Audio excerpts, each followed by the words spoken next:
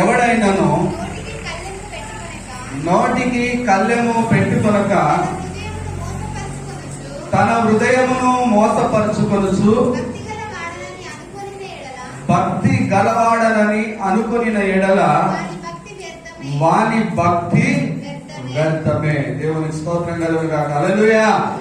భక్తుడైనటువంటి యాకోబు ఈ పత్రికలో రాస్తూ ఒక చక్కటి మాట మాట్లాడుతున్నాడు. ఎవడైనాను నోటికి కళ్ళెము పెట్టుకొనక. ఏం చేయాలటండి? నోరుకు చెప్పండి ఏం చేయాలట? నోరుకు కళ్ళెం పెట్టుకోవాలి. ఇప్పుడు ఏం పెట్టుకుంటున్నాం మనం? మాస్క్ లేని బయటికి వెళ్ళలేము, బస్సులు ఎక్కలేము, పబ్లిక్ ప్లేస్లలో తిరగలేము. ఈ వాక్యము ఇప్పుడు రాయబడింది కాదు, ఎప్పుడో రాయబడినటువంటి వాక్యము ఇప్పుడు నెరవేరుతుంది. దేవునికి స్తోత్రం కలుగుగాక. హల్లెలూయా. అయితే వాక్యం సెలవిస్తుంది, ఎవడైనాను నోటికి ఒకవేళ కళ్ళెము పెట్టుకోకపోతే ఏమంటున్నాడు? తన హృదయమును మోసపరుచుకొనుచు భక్తి గలవాడనని అనుకొనిన ఎడల వాని భక్తి వ్యర్థమే. నోరు ఇష్టం వచ్చినట్టుగా మాట్లాడుతుంది కదా. నోటికి అద్దు ఉండదు, ఒక పద్దు ఉండదు. అది ఏమైనా మాట్లాడగలుగుతుంది, ఏమైనా అనగలుగుతుంది, ఏదైనా చేయగలిగిన సామర్థ్యం నోటికి ఉంది. అందుకే భక్తుడైనటువంటి యాకోబు భక్తుడు రాస్తాడు, నోటికి కళ్ళెం పెట్టుకోవాలి. ఎందుకంటే నోటి మాటలు అవిశ్వాసపు మాటలు, విశ్వాసం మాటలు రావు. చాలా సార్లు మన నోట్లో నుండి ఏదైనా మాట్లాడదాం అన్నప్పుడు ఈ కార్యము జరుగుతుందా జరగదా, అవిశ్వాసం మాటలు నోట్లో నుండి బయటికి వస్తాయి. దూషణ మాటలు నోట్లో నుండి బయటికి వస్తాయి. డంబపు మాటలు, గర్వపు మాటలు నోట్లో నుండి బయటికి వస్తాయి. ఇదే నోట్లో నుండి బూతులు కూడా బయటికి వస్తాయి. రకరకాలైనటువంటి మాటలు మన నోటి నుండి మాట్లాడుతాం కనుక ఇక్కడ యాకోబు భక్తుడు అంటున్నాడు, నోటికి కళ్ళెమును ఏం చేయాలి? పెట్టుకోవాలి. దేవునికి స్తోత్రం కలుగుగాక. హల్లెలూయా. చాలా మంది అనుకుంటున్నారట, నేను భక్తి పరుడనే, నేను విశ్వాస పరుడనే, నేను ప్రార్థన పరుడనే, నేను దేవుని యందు భయభక్తులు కలిగిన వాడనే అని నోటికి కళ్ళెం పెట్టుకోకుండా మనం భక్తి చేస్తే అదంతా ఏంటిదండి? వ్యర్థమే అని వాక్యం స్పష్టంగా మనతో మాట్లాడుతుంది. దేవునికి స్తోత్రం కలుగుగాక. హల్లెలూయా. నోటికి కళ్ళెం పెట్టుకొనక తన హృదయమును మోసపరుచుకొను భక్తి గలవాడనని అనుకొనిన ఎడల. ఏం చేస్తున్నారట? అనుకుంటున్నారు. ఏం చేస్తున్నారండి? ప్రజలు అనుకుంటున్నారు. ఈ రోజు నేను చెప్పబోయే అంశం ఏంటిదంటే అనుకొనుట. చెప్పండి, ఏంటిదండి? గట్టిగా చెప్పండి ఒకసారి. హల్లెలూయా. వెళ్తున్న వారు చెప్పాలి. ఏం వాక్యం విందాం మనం? అనుకొనుట. ఎంతమంది అనుకుంటున్నారు నేను మంచిగా కావాలని? చెప్పండి ఒకసారి. హల్లెలూయా. ఎంతమంది అనుకుంటున్నాం మనం ఆశీర్వదించబడాలని?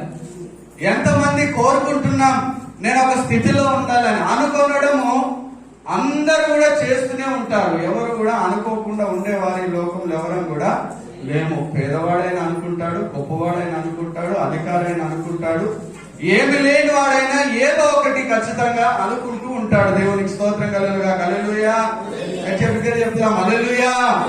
ఒకిద్దరు యవనస్తులు గొర్రెల కాపరులు. వారు గొర్రెలను కాసుకోవడానికి ప్రతిరోజు కూడా ఎడారికి వెళ్ళేవారు. అడవి ప్రాంతానికి వెళ్లి వారి గొర్రెలను కాసుకుంటూ ఉండేటటువంటి వారు ఇద్దరు యవనస్తులు. ఒక ఆయనకు 6 గొర్రెలు ఉన్నాయి, ఇంకొక ఆయనకు 6 గొర్రెలు ఉన్నాయి. వీరు బయలుదేరి వెళ్లే ముందు అనుకునే వాళ్ళు ఇద్దరు, అరే నేను వెళ్తున్నాను, నువ్వు వస్తున్నావా? నువ్వు వెళ్తున్నా, నేను వస్తా అని చెప్పి మాట్లాడుకొని వెళ్లేవారు ఉన్నారు. హల్లెలూయా. అంటే చెబుదాం హల్లెలూయా. ఇప్పుడు మనం కూడా అనుకుంటాం, ప్రార్థనకు వచ్చేటప్పుడు కొన్నిసార్లు మనం తొందరగా రెడీ అయినా ఏం చేస్తాం? అప్పుడప్పుడు నాతో పాటు వచ్చేటాక కూడా రెడీ అయితే కలిసి వెళ్తే బాగుంటది అని అనుకుంటాం. అట్లాగే ఈ ఇద్దరు యవనస్తులు కూడా ఎప్పుడు ఆ గొర్రెలను కాసుకోవడానికి వెళ్తున్నప్పుడు ఇద్దరు అనుకొని వెళ్ళేవారు. ఒక రోజు వీరు వెళ్ళి ఆ యొక్క గడ్డి ఉన్న ప్రాంతంలో గొర్రెలను వదిలేసి అవి మేస్తా ఉంటుంటే ఇద్దరు వచ్చి ఒడ్డు మీద కూర్చున్నారట. ఎక్కడ కూర్చున్నారండి? ఒక ఒడ్డు మీద కూర్చొని వారు ఆలోచన చేస్తూ పైకి చూసేటట్టు ఒకడు. పైకి చూడగానే ఆకాశం కనబడింది. ఆ ఆకాశాన్ని చూసి ఈ వ్యక్తి అంటున్నాడట, అరే నాకు ఒకవేళ ఈ ఆకాశం అంతా పెద్ద పొలం ఉంటే బాగుండేది అని అనుకున్నాడట. ఎంత అండి? చెప్పండి ఎంత కావాలన్నట ఆయనకు? ఆకాశం అంతా 1 ఎకరము 2 ఎకరాలు 3 ఎకరాలు 5 ఎకరాలు కాదు. ఆయన ఆశ ఎట్లుందంటే ఆకాశం ఎంత పెద్ద ఉందో అంతగా నాకు ఒక పొలం ఉంటే బాగుండు అని అనుకుంటే, ఇంకో వ్యక్తి అన్నట, అరే ఎంతో మంచి ఆశ అనేది, బాగా అనుకున్నావు, సంతోషం, మంచిదేదో అనుకుంటుంది అని ఆలోచన చేసి రెండో వాడు అన్నాడట, మళ్ళీ పైకి చూసాడట వీడు, మరి నాకేం కావాలని పైకి చూస్తే నక్షత్రాలు కనబడుతున్నాయట. ఏం కనబడుతున్నాయండి? నక్షత్రాలు. వాటన్నిటిని చూస్తూ ఈ వ్యక్తి అన్నాడు, అరే ఆకాశంలో నక్షత్రాలు ఎన్ని ఉంటాయో అన్ని గొర్రెలుంటే నాకు, అన్ని గొర్రెలుంటే బాగుండు అని అనుకున్నాడట. హల్లెలూయా చెప్పాలి హల్లెలూయా. ఒకడేమో ఆకాశం అంత పొలం కావాలని అనుకున్నాడు, ఇంకొక వ్యక్తి ఏమో ఆ నక్షత్రాలు ఎన్నున్నాయో అన్ని గొర్రెలుంటే బాగుండు నాకు అనుకున్నాడట. ఈ రీతిగా అనుకుంటున్నారు, ఒకరు అనుకుంటుంటే మధ్యలో ఈ వ్యక్తికి డౌట్ వచ్చింది. ఇంకొక వ్యక్తి, అరే నక్షత్రాలన్నీ గొర్రెలుంటే నువ్వు ఎక్కడ మేపుతావు? నక్షత్రాలన్నీ లెక్క పెట్టినని గొర్రెలు కదా అవి, మరి అవన్నీ ఉంటే నువ్వు ఎక్కడ మేపుతావు అంటే ఈ వ్యక్తి అంటాడు, అరే ఎక్కడ మేపుతా, ఆకాశం అంత పొలం నీనుంది కదా, నీ దాంట్లోనే మేపుతానడట ఇంకో వ్యక్తి. హల్లెలూయా హల్లెలూయా చెప్పాలి హల్లెలూయా. వీడు అంటున్నాడు, ఆకాశం ఆ నక్షత్రాలన్నీ గొర్రెలుంటే ఎక్కడ మేపుతావంటే, ఇంకెక్కడ మేపుతా, ఆకాశం అంతా పొలం నీదే కావాలనుకున్నావా, మరి ఇంకా దాంట్లోనే కదా మేపడం, ఇంకెక్కడ మేపుతారా అంటే వీడనట, నా పొలంలో కనుక మేపితే నీ గొర్రెల కాళ్ళు విరగొట్టేస్తానట. వీడంటున్నాడు, అరే నా గొర్రెల కాళ్ళు విరగొట్టి చూడు, నీ కాళ్ళు ఇరిగిపోతాయి. పాపం వీళ్ళు చేసింది ఏమి లేదు, అది వచ్చింది లేదు. ఆకాశం అంత పొలం ఆడికి రాలే, నక్షత్రాలన్నీ గొర్రెలు వీడికి రాలే. ఉన్నాయి ఇద్దరికి 6 ఎన్నున్నాయండి? 6. కానీ అనుకోవడం, అక్కడ కూర్చొని పనిపాటు లేక ఏదో అనుకోవాలి, ఏదో చేయాలని అనుకొని అనవసరంగా మంచి ఉన్నటువంటి ఇద్దరికి ఏం కలిగినాయట? గొడవలు జరిగిపోయినాయి. కనుక పిల్లరా, మనం అనుకుంటున్నప్పుడు, కోరుకుంటున్నప్పుడు, దేవుని దగ్గర అడుగుతున్నప్పుడు, దేవుని దగ్గర అనుకున్నప్పుడు జరుగుతున్న కొన్ని విషయాలను బైబిల్ గ్రంథంలో నుండి మనం ధ్యానం చేస్తాం. దేవునికి స్తోత్రం కలుగును గాక. హల్లెలూయా. చూడండి దయచేసి 2వ రాజుల గ్రంథం 5వ అధ్యాయం 12వ వచనం. బలము కలిగిన వాడు, శక్తి కలిగిన వాడు, ఒక సైన్యాధిపతిగా ఉన్నటువంటి వాడు, పరాక్రమం కలిగినటువంటి వాడు గాని, ఏమన్నాడండి? కానీ. హల్లెలూయా చెప్పాలి హల్లెలూయా. పరాక్రమం కలిగిన వాడు కానీ అంటే ఏదో ఒకటి ఉంది అక్కడ. ఏంటి అని ఆలోచన చేస్తే కుష్ఠరోగి అంట. ఎవరండి ఆయన? కుష్ఠరోగి. ఒక పెళ్లి జరుగుతుంది అనుకోండి, పెళ్లి జరుగుతుంది. ఆ పెళ్లి జరిగే టైంలో అబ్బాయి గురించో అమ్మాయి గురించో ఎవరో ఒకరు వెంట కూర్చొని మాట్లాడతారు. అమ్మాయి మంచిదే కానీ అన్నాడు అనుకో, పక్కనకి డౌట్ వస్తుంది, అరే మంచిదే అన్నాడు కానీ ఏం చేసాడు పక్కకొకటి కానీ అని పెట్టిండు, ఏంటి సంగతి? కొందరికి మనసున పట్టుది ఆ విషయం తెలిసేదాకా కూడా అసలు ఏం జరిగింది, ఆ కానికి అంత విలువ ఉంది. దేవునికి స్తోత్రం కలుగునుగాక. హల్లెలూయా చెప్పాలి గట్టిగా హల్లెలూయా. ఈయనను గురించి కూడా వాక్యం అలాగే సెలవిస్తుంది. సైన్యాధిపతి, పరాక్రమం కలిగినటువంటి వాడు, కానీ ఎలాంటి వాడట ఆయన? కుష్ఠరోగంతో ఉన్నవాడు, వ్యాధితో బాధపడుతున్నటువంటి వాడు, అనారోగ్యంతో ఉన్నటువంటి వాడు, సరిగా ప్రజల మధ్యలో తిరగలేనటువంటి వాడు, ప్రజలతో నివసించలేనటువంటి ఈ నయమానం గురించి ఒక దినమున ఒక చిన్నదాన్నది, అయ్యా షోమ్రోను పట్టణానికి వెళ్ళు, అక్కడ ఒక ప్రవక్త ఉంటాడు, ఆయన మాట వింటే నీకు నయమవుతుంది. దేవునికి స్తోత్రం కలుగును గాక. హల్లెలూయా. ఎంతమంది మీ దేవుని గురించి చెబుతున్నాం, బయటికి వెళ్ళినప్పుడు బాగలేని వారు కనబడినప్పుడు, పరిస్థితులు బాగలేని వారు కనబడినప్పుడు, లేదా దేవుని ఎరగని వారు కనబడినప్పుడు ఎంతమందిని గురించి నువ్వు క్రీస్తు ప్రభువాన్ని గురించి సువార్త ప్రకటిస్తున్నావు? ఫలానా దగ్గరికి వెళ్ళు, మందిరానికి వెళ్ళు, దేవుని దగ్గరికి వెళ్ళు, ఆయన దగ్గరికి వెళ్తే దేవుడు కార్యం చేస్తాడని ఎంతమంది మనం చెప్పుకుంటూ వస్తున్నాం అన్న విషయం ఒకసారి మనం ధ్యానం చేయాలి. హల్లెలూయా. ఎందుకంటే వాక్యం సెలవిస్తుంది, మరియు మీరు సర్వలోకానికి వెళ్ళి సర్వ సృష్టికి సువార్త ప్రకటించి. ఎవరైనా చెప్పవచ్చు సువార్త, పాస్టరే చెప్పాలి, సువార్తికుడే చెప్పాలి, ప్రవక్తనే చెప్పాలనేది ఏమి కూడా లేదు. నా దేవుడు నన్ను బాగుపరిచాడు, నిన్ను కూడా బాగు చేస్తాడు, మందిరానికి వెళ్ళు అంటే సరిపోయింది ఒక సువార్త. హల్లెలూయా. యేసు ప్రభువారు నీ కొరకు నా కొరకు పరలోకమును విడిచి భూమి మీదకి వచ్చాడు, ఆయన చనిపోయాడు, తిరిగి లేపబడ్డాడు అని చెప్పడమే సువార్త. దేవునికి స్తోత్రం కలుగును గాక. హల్లెలూయా. ఈ చిన్నది నయమాన్తో చెప్పగానే ఆయన అనుకోవచ్చు, ఎక్కడెక్కడికో తిరిగాను, ఎన్నెన్నో డబ్బులు వెచ్చిస్తూ వచ్చాను, సరే ఒకసారి వెళ్తానని ఎలీషా దగ్గరికి వచ్చాడు. దేవునికి స్తోత్రం కలుగును గాక. హల్లెలూయా. ప్రవక్త దగ్గరికి వచ్చాడు. ఆయన అక్కడికి వచ్చినప్పుడు ఆయన లోపల కూర్చున్నాడు, ప్రవక్త లోపల ఉన్నాడు. ఆయన వచ్చినప్పుడు అడుగుతున్నాడు, అయ్యా ఇదిగో నయమాన్ నీ దగ్గరికి వచ్చాడు అనగానే దేవుడు ఆయనతో మాట్లాడుతూనే ఉన్నాడు. అంతవరకే అని అన్నాడు, వెళ్ళి యోర్దాను నదిలో 7 సార్లు ఏం చేయమని ఆయన్ను.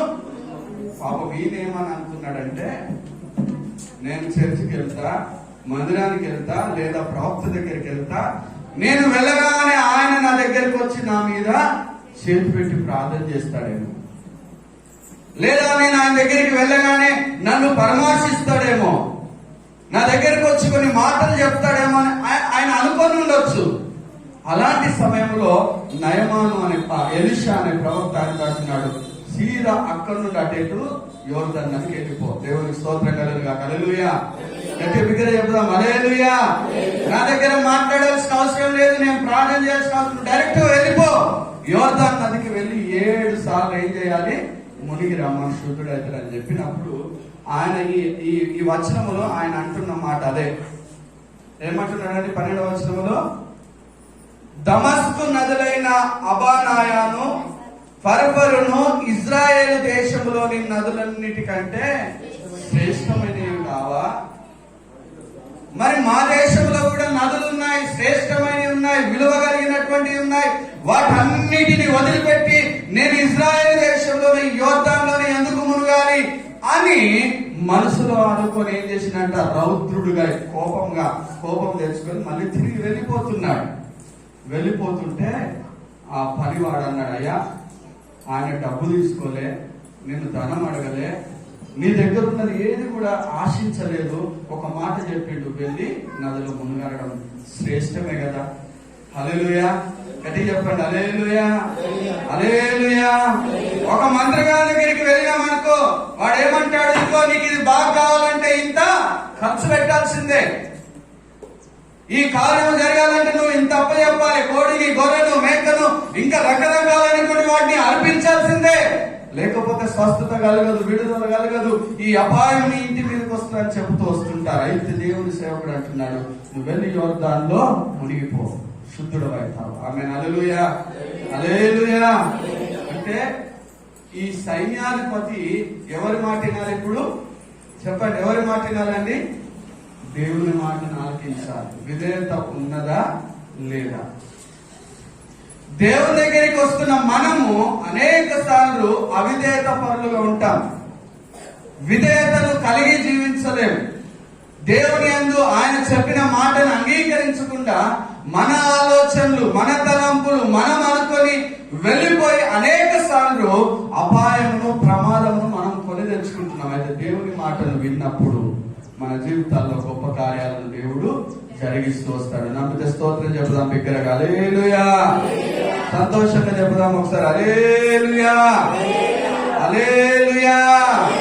కనుక ప్రియులారా, ఈ వ్యక్తి ఎప్పుడైతే చెప్పాడో నయమాను వెళ్ళి సరే చూద్దాంలే అని వెళ్ళి యోర్దానులో 6 సార్లు మునిగిండు. ఏమైనా లాభం కలిగిందా? లాభం కలిగిందా? ఒకసారి మునిగిండు, చూసుకుంటున్నాడు, అట్లనే ఉంది. 2 సార్లు మునిగాడు, చూసుకుంటున్నాడు, అట్లనే. 6 సార్లు మునిగినా ఇందులో ఏమీ మార్పు కనబడట్లే. ఒకసారి ఆలోచన చేయండి, విశ్వాసం ఉంటుందా ఆ వ్యక్తికి? ఉంటుందా? 6 సార్లు మునిగినా అయినా లాభంలో ఇంకొకసారి మునుగుతుందో రాదో? కదా, మనకైతే అట్లనే ఆలోచనలు ఉంటాయి. హల్లెలూయా చెప్పాలి. హల్లెలూయా. అవిశ్వాసం. ఒకవేళ 6 సార్లు మునిగిన దానికంటే ప్రాముఖ్యమైనది ఏంటంటే చివరిసారిదే. ఒకవేళ అది మునిగితే బాగుపడతావు, లేకపోతే బాగుపడవు. 6 సార్లు మునిగాడు బాగానే, అయినా సరేలే మునిగిన కదా మునిగి లేచే లోపల ఎలా కిందట ఆయన శరీరం అంతా పసిపిల్ల శరీరముగా మార్చబడింది. ఆమేన్. హల్లెలూయా. హల్లెలూయా. పసిపిల్ల శరీరంగా కాంతివంతంగా ఆయన శరీరం అంతా మెరిసిపోతుంది. సంతోషించాడు, ఆనందించాడు. ఏంటి మరి శక్తి ఎక్కడుంది? యోర్దాను నదిలో ఉందా, ఎలీషా దగ్గర ఉందా అంటే నదిలో లేదు. శక్తి అంతా ఎక్కడుంది? ప్రవక్త చెప్పిన మాటల్లోనే ఉంది. ఆమేన్. హల్లెలూయా. గట్టిగా బిగ్గర చెప్దాం. హల్లెలూయా. ఆయన చెప్పిన మాటకు విధేయతను కలిగి వెళ్ళి ఆయన మునిగిన తర్వాత దేవుడు గొప్ప కార్యాన్ని జరిగించాడు. రెండవది విషయం చూద్దాం. మత్తయి రాసిన సువార్త 9వ అధ్యాయం 21వ వచనం. మత్తయి రాసినటువంటి సువార్త 9వ అధ్యాయం 21వ వచనం. ఫస్ట్గా వెళ్ళిపోదాం అనుకున్నాడు, కానీ మళ్ళీ లోబడినందుకు ఆయన జీవితంలో కార్యము జరిగింది. రెండవదిగా ఇక్కడ ఒక ఆమె ఉంది. ఆమె అనుకుందట, 21వ వచనంలో రాస్తున్నాడు, నేను ఆయన పై వస్త్రం మాత్రం ముట్టితే బాగుపడదునని తనలో తాను అనుకుంది. దేవునికి స్తోత్రం కలుగుగా. హల్లెలూయా. బయటకి చెప్పలే, ఆమె పక్క వారికి చెప్పలే, కావలసిన వారికి చెప్పలే, తన బంధువులకు చెప్పలేదు. ఆమె అనుకుందట తనలో తాను. సరే, యేసు ప్రభువు మార్గం నుండి వస్తున్నాడు కదా, ఆయన దగ్గరికి వెళ్ళిన వారందరూ బాగవుతున్నారు, విడుదల పొందుకుంటున్నారు, కార్యములను దేవుడు జరిగిస్తున్నాడు, స్వస్థతలు కలుగుతున్నాయి. నేను ఆయన దగ్గరికి ఇంతమందిలో వెళుతానో లేదో గాని నేను మాత్రం ఒకసారి చూస్తా, ఆయన వస్త్రాన్ని మాత్రము ముట్టుకుంటా బాగైతా అని తనలో తాను అనుకుంది. దేవునికి స్తోత్రం కలుగుగా. హల్లెలూయా. హల్లెలూయా. గట్టిగా బిగ్గరగా చెప్దాం. హల్లెలూయా. చేతులెత్తి చెప్దాం. హల్లెలూయా. 12 సంవత్సరాలు బాగుపడినటువంటి ఆమె ఎంతో ధనమును వెచ్చించింది. ఎంతో మంది డాక్టర్ల దగ్గరికి తిరగవచ్చు, ఎంతో రకాలుగా ప్రయాసపడి విడుదల పొందినటువంటి ఒక స్త్రీ యేసు ప్రభువారి యొక్క వస్త్రాన్ని ముట్టుకోవాలని ఆలోచన చేసి అనుకుంది. దేవునికి స్తోత్రం కలుగుగా. హల్లెలూయా. దేవుని దగ్గరికి ఈ రోజు నీ వస్తే, మందిరానికి నీ వస్తే, ప్రభు చెంతకు వస్తే, ఆయన వస్త్రపు చెంగును నువ్వు ముట్టుకోవాలని ఆశపడితే దేవుడు నీ జీవితంలో కూడా గొప్ప కార్యాన్ని జరిగించడానికి ఆయన సన్నద్ధుడై ఉన్నాడు. ఆమేన్. హల్లెలూయా. ఆయన ఎవ్వరికి పక్షపాతి కాదు. అందుకే అపోస్తుల కార్యంలో అంటున్నాడు కదా, యేసు క్రీస్తు ఎందరికి ప్రభు అండి చెప్పాలి. ఇక్కడ ఉంది కదా, అపోస్తుల కార్యంలో 10వ అధ్యాయం 36వ వచనం. యేసు క్రీస్తు అందరికీ ప్రభు. ఆయనకు కులం, మతం, భేదం, ధనం, పెద్దోడు, గొప్పోడు, చిన్నోడు, ఏమి లేనివాడు, ఉన్నవాడు అనేది ఏమి తేడా లేదు. అందరూ ఆయన దృష్టికి సమానులే. దేవునికి స్తోత్రం కలుగుగా. హల్లెలూయా. 12 సంవత్సరాల నుండి బాగుపడినటువంటి ఆ స్త్రీ తనలో తాను అనుకొని ప్రభు దగ్గరికి వెళ్ళాలి, ఆయనను దర్శించాలి, ఆయనను ముట్టుకోవాలి, వస్త్రపు చెంగును తాకాలి అని ఆలోచన చేసుకుంది. ఎప్పుడైతే వెళ్ళి ఆయన వస్త్రాన్ని ముట్టుకుందో వెంటనేనట. ఎప్పుడండి? వెంటనే, అప్పుడే ఆమెలో నుండి ఆ విడుదల ప్రకటన జరిగింది. దేవునికి స్తోత్రం కలుగుగా. హల్లెలూయా. ఈరోజు దేవుని సన్నిధికి రావాలంటే, వాక్యాన్ని వినాలంటే, ప్రభువును నువ్వు ముట్టుకోవాలన్న ఆశతో నువ్వు ఆయన దగ్గరికి వస్తే నీ జీవితంలో కూడా వెంటనే కార్యాన్ని జరిగించడానికి దేవుడు ఇష్టపడుతున్నాడు. ఆమేన్. హల్లెలూయా. చెబుదామా బిగ్గరగా. హల్లెలూయా. మూడవ విషయం చూద్దాం. లూకా రాసిన సువార్త 15వ అధ్యాయం 19వ వచనం చెప్పి నేను ముగిస్తాను. లూకా రాసినటువంటి సువార్త 15వ అధ్యాయము 19వ వచనం. ఇక మీదట నీ కుమారుడనని అనిపించుకొనుటకు యోగ్యుడను కాను, నన్ను నీ కూలివారిలో ఒకరిగా పెట్టుకొనుమని అతనితో చెప్పుదును అనుకొని లేచి తండ్రి యొద్దకు వచ్చెను. దేవునికి స్తోత్రం కలుగుగా. హల్లెలూయా. ఒక ఆయన నయమాను, రెండో ఆమె 12 సంవత్సరాల నుండి బాధపడుతున్న రక్తస్రావ రోగము కలిగిన స్త్రీ, మూడవది తప్పిపోయిన కుమారుడు. ఎవరండి? ఏమేంటంటే ఈ వ్యక్తి జాతరలలో తప్పిపోయేటోడు కాదు, కొంతమంది పిల్లలు జాతరలకు పోయినారు అనుకో, తప్పిపోతారు. తప్పిపోతే తీసుకొచ్చి ఎక్కడ పెడతారు? ఆ స్టేజ్ దగ్గర పెట్టి అనౌన్స్మెంట్ చేశాక ఫలానా అమ్మాయి ఇక్కడ ఉంది అంటే మళ్ళీ వెతుకుంటారు. ఈ వ్యక్తి అట్లా తప్పిపోయినాడు కాదు. ఏ రకంగా తప్పిపోయింది వ్యక్తి అంటే, తండ్రి దగ్గర ఆస్తి ఉన్నప్పుడు ఆస్తిని పంచుకోవాలని అనుకున్నాడు, స్నేహితులతో వెళ్ళిపోవాలనుకున్నాడు, దుర్వ్యాపారం చేయాలని అనుకున్నాడు, ఎన్నో రకాలుగా ఎంజాయ్ చేయాలని అనుకున్నాడు, దూర ప్రాంతం వెళ్ళిపోవాలనుకున్నాడు, తండ్రిని విడిచిపెట్టాలనుకున్నాడు, కుటుంబాన్ని విడిచిపెట్టి ఎక్కడికో వెళ్ళిపోయి సంతోషించాలని అనుకొని అన్ని పంచుకున్న తర్వాత వెళ్ళిపోయాడు. ఫ్రెండ్స్ తో ఎంజాయ్ చేస్తూ, తినుకుంటూ, తాకుతూ, తిరుగుతూ, ఇష్టానుసారంగా బ్రతుకుతుంటే ఒక్కొక్కటి మొత్తం కోల్పోయిన తర్వాత అప్పుడు బుద్ధి వచ్చిందట ఆయనకి. హల్లెలూయా, గట్టిగా చెప్దాం హల్లెలూయా. ఆ వ్యక్తి అనుకుంటున్నాడట ఏమనంటే, ఇక మీదట నీ కుమారుడని అనిపించుటకు యోగ్యుడను నేను కాను గనుక నన్ను నీ కూలివానిలో ఒకరిగా పెట్టుకొనమని నేను నా తండ్రితో ఏం చేస్తా చెబుతా. ప్రభా, నీ కుమారుని అనిపించడం యోగ్యుడను కాను కనుక నన్ను ఒక కూలి పనివాడిని పెట్టుకుంటే వస్తా అని చెప్పి మళ్ళీ తిరిగి తన తండ్రి దగ్గరికి వచ్చాడు. దేవునికి స్తోత్రం కలుగుగా. హల్లెలూయా. తండ్రికి బిడ్డ చేదవుతాడా ఎప్పుడన్నా? తల్లికి బిడ్డ చేదవుతాడు ఎప్పుడన్నా? ఎప్పుడు కూడా కాదు.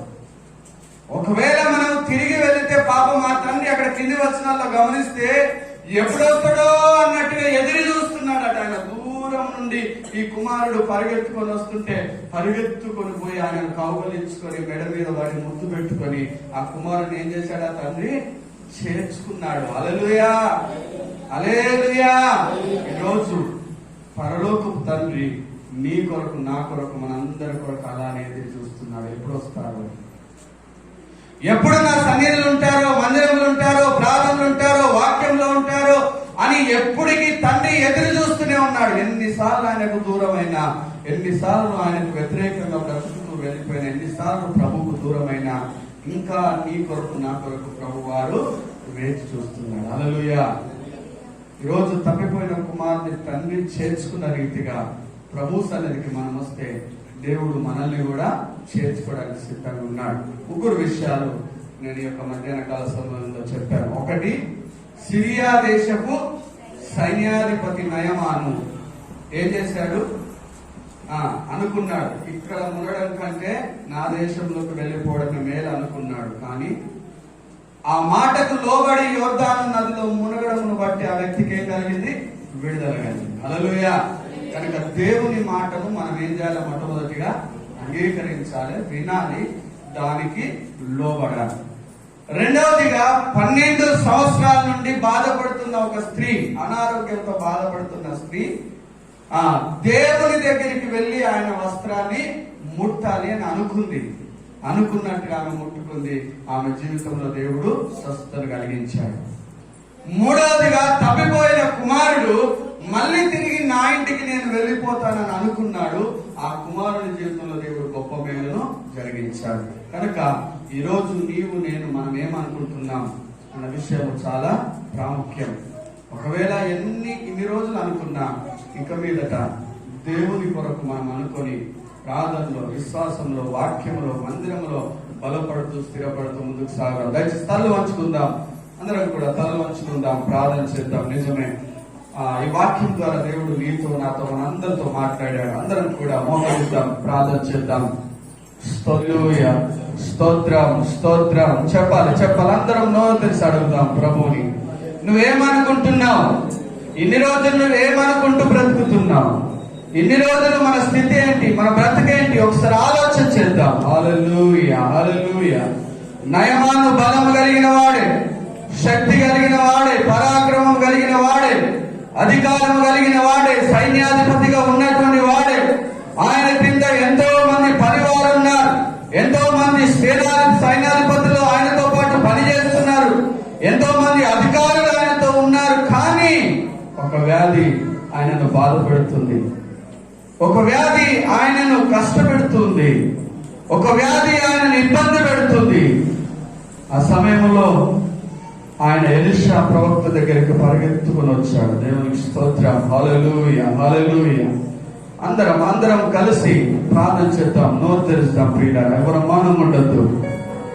ప్రభు సన్నిధిలో నోరు తెరిచి బిగ్గరగా మనం అడుగుదాం ప్రభువును. ఆయన అంటున్నాడు, మా దేశంలో నదులు లేవా? మా దేశంలో విస్తారమైన నదులు ఉన్నాయి, వాటికంటే యోర్దాను శ్రేష్టమైనదేనా అని ఎంతగానో విసుగు పొంది కోపపడి తిరిగి వెళ్ళిపోవాలనుకొని ప్రయాణిస్తున్నప్పుడు మళ్ళీ ఆ మాటకు లోబడి యోర్దాను నదిలో 7 మార్లు మునిగినప్పుడు దేవుడు ఆ వ్యక్తి జీవితంలో గొప్ప కార్యము జరిగించాడు.